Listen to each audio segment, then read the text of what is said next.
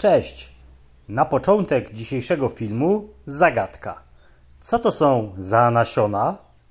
Wiem, pytanie właściwie bezzasadne, ponieważ przeczytaliście tytuł filmu. No i tak, to są nasionka kanny.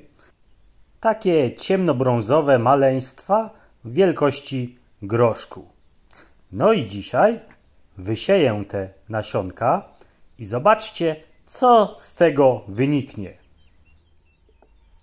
Nasiona kanny są bardzo grube i aby zwiększyć ich zdolność do kiełkowania, musimy je wymoczyć w wodzie. Najlepiej zrobić to przez 24 godziny. Co prawda ja moje nasiona już wymoczyłem. Teraz pokazuję Wam tylko demonstracyjnie, ale nie pomijajcie tego ważnego etapu. Nasiono kanny wysieję w takiej malutkiej doniczce. Wcześniej już przygotowałem sobie również podłoże. Musi być ono wilgotne, przepuszczalne, najlepiej z domieszką piasku oraz perlitu. I takim właśnie podłożem wypełniam sobie tą oto niewielką doniczkę. Można oczywiście wysiać nasiona kanny zbiorowo albo w woreczkach. Ja robię to indywidualnie, abyście mogli podejrzeć proces od nasionka do rośliny w kilku etapach. Usunę sobie takie większe elementy, które będą przeszkadzały w wykiełkowaniu nasionka. No i do tak przygotowanego zestawu wrzucam nasionko. Uprzednio wymoczone nasiono umieszczę sobie tutaj na środku. Delikatnie wsunę w to wilgotne podłoże, tak około 2-3 mm, no i zasypię.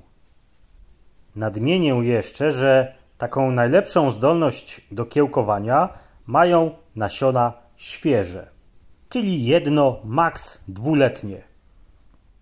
No i zobaczcie, po tygodniu od wysiania tego nasionka wysunął się tutaj taki zielony ząbek.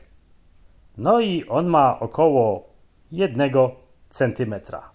To zaledwie po 1 tygodniu. A zobaczcie, co dzieje się po 2 tygodniach.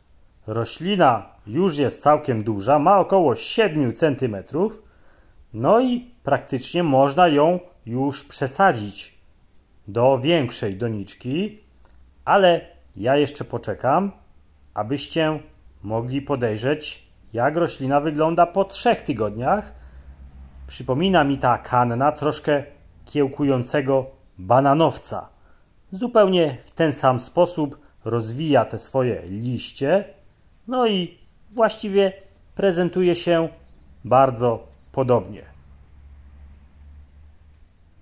No i jesteśmy od 3 tygodni od wysiania. Roślina już całkiem duża.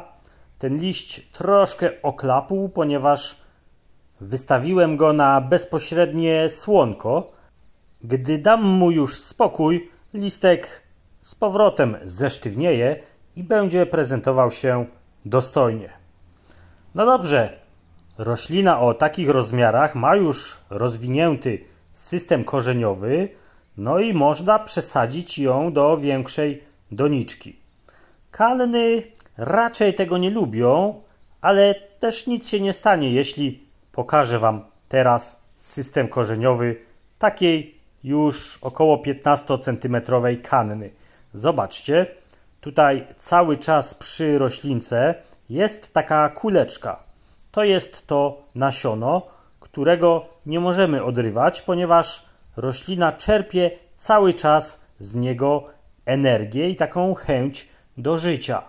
Dopóki nie urośnie już taka bardzo duża, no i wtedy w tym miejscu wykształci się bulwa. Ja teraz przesadzę to wszystko do większej donicy. Donica z podłożem już przygotowana. Jest to właściwie ta sama ziemia, o której wspominałem wcześniej.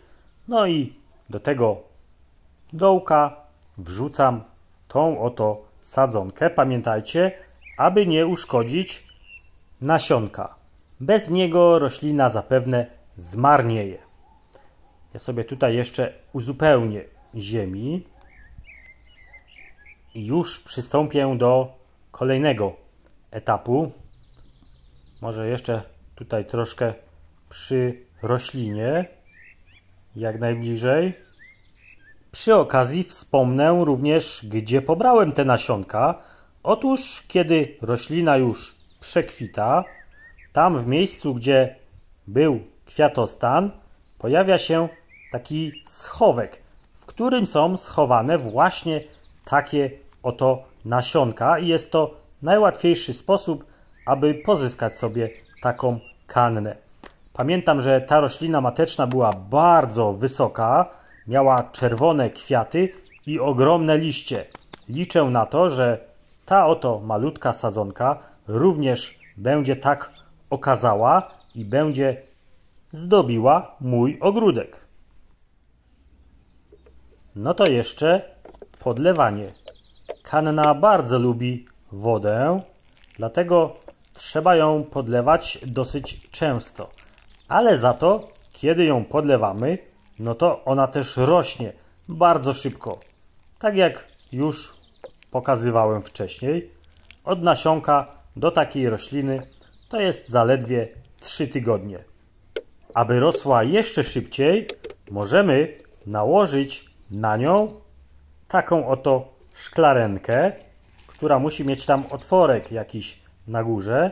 No i w tych warunkach cieplarnianych kanna urośnie bardzo, bardzo szybko. Ja moją kannę przetransportowałem szybciutko do szklarni. Tu ma jeszcze bardziej cieplarniane warunki. Wyściółkuję sobie jeszcze to podłoże takimi resztkami. No tutaj są trawy ozdobne, troszkę drewna takiego zrębkowanego.